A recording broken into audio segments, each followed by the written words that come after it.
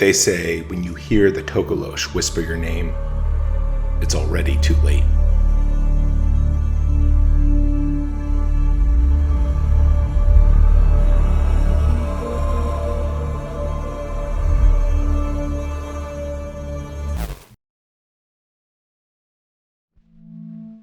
It doesn't matter if you're behind locked doors, under thick blankets, or surrounded by prayers. If it wants you, it'll find you. The legend of the Tokoloshe is older than any book or written record in the southern regions of Africa. It belongs to the bones of the land, etched into the folklore of the Zulu and Xhosa people, like a rot that never stops festering. Elders speak of it only in hushed tones, eyes darting as though afraid it might be listening. It's not a ghost, it's not even a demon. It's something else, something in between. A creature born of dark magic and human malice. It was said to be created by a witch doctor, a Sangoma who once lost everything, his wife, his child, his name, all swallowed by fire and betrayal. In his agony, he poured his soul into ancient and forbidden rites, crafting a servant of vengeance. He used the corpse of a dwarf, exhumed under a blood moon, stitched it together with the sinew of a hyena, and the eyes of a drowned child. The Sangoma called lightning into its mouth, smoke into its lungs, and hate into its heart. And when the creature rose, it was smaller than a man, but twisted in every way that mocked life. Hair like matted weeds, skin like dried meat, swollen joints bent backwards, and teeth blackened with decay. Its tongue was far too long, slick and pink, dragging like a worm from its crooked mouth. Its eyes were luminous pits, no irises, no whites, just pale orbs that flickered in the dark like mold on water. The Tokoloshe did not kill with brute force. It slipped into your room unseen by those with clean conscience and gnawed at your soul as you slept. It crawled up onto your chest and whispered blasphemies into your ears, its damp tongue dragging across your face. It drank your breath, and if your heart was weak, you'd never wake again.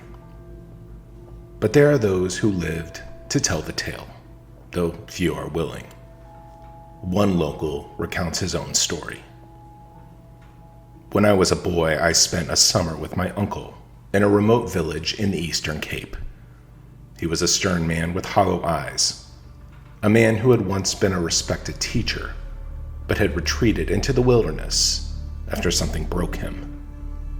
His house was small, a crumbling structure of stone and mud, perched near a dead riverbed. The locals whispered of curses that clung to the land like mist. I remember the first night vividly. My bed had been raised on bricks, something my uncle insisted upon, without explanation. Always off the ground, he muttered, refusing to say more. There was no electricity, just candles, shadows, and a wind that never stopped whining through the cracks. It was on the fourth night that it came. I woke with a start. The candle burned out and my room stank of rotting flesh. The air was thick and wet, like something breathing too close. I couldn't move. My limbs were heavy, useless, and my chest felt like it was being crushed. Then I saw it. It was crouched at the foot of my bed, blinking slowly. The eyes glowed with a sickly white light. Its body was emaciated, ribs protruding beneath leathery skin. Patches of hair clung to its head in greasy tufts. Its mouth hung open, and I could hear the sound of maggots squirming between its teeth. When it smiled, its jaw unhinged like a snake's, revealing rows of teeth, layered like a shark's. It began to crawl toward me. Its fingers were long, wet with nails like rusted hooks. I could hear each creak of the wood as it dragged itself over the bed frame, muttering in a language I could not understand. The smell was overwhelming, like something drowned in bile and left to bake under the sun. My chest tightened, my lungs screamed for air, but the weight kept pressing down. Then it reached me. The Tokoloshe pressed its face into mine.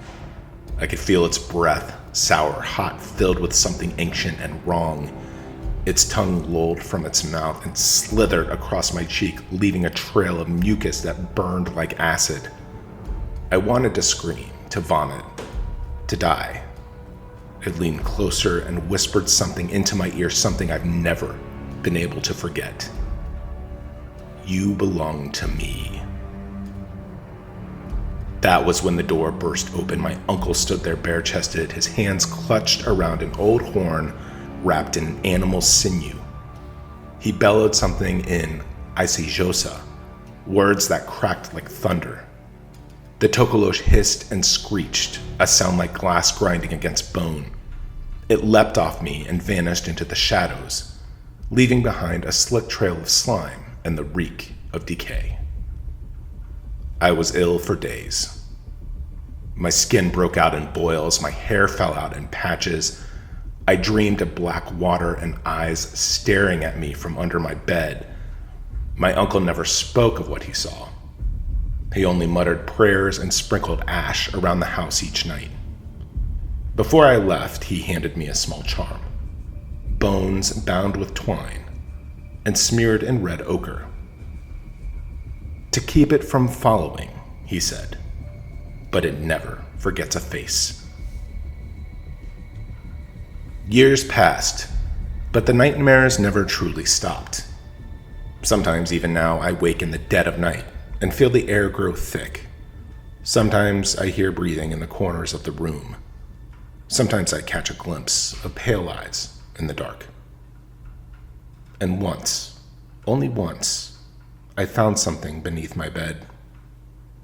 A single footprint, small and deformed, pressed deep into the dust, still wet, still warm. The Tokoloshe does not forgive. It does not forget. It waits in the dark behind the places reason fears to tread.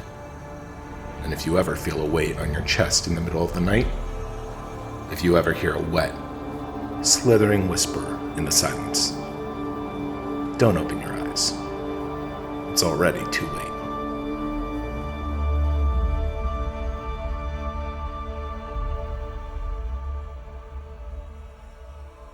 My name is Scott, and thank you so much for watching. We are Mystery Syndicate. If you like what we do, please consider subscribing to our YouTube channel. Leave a comment and give this video a like. It helps us out a ton. And to be notified when we post new videos, hit that notification bell. Also, check us out on Facebook, Instagram, X, TikTok, and Patreon. And for exclusive merchandise, visit our website at mysterysyndicate.com. From all of us at Mystery Syndicate, thank you again. We sincerely appreciate your support.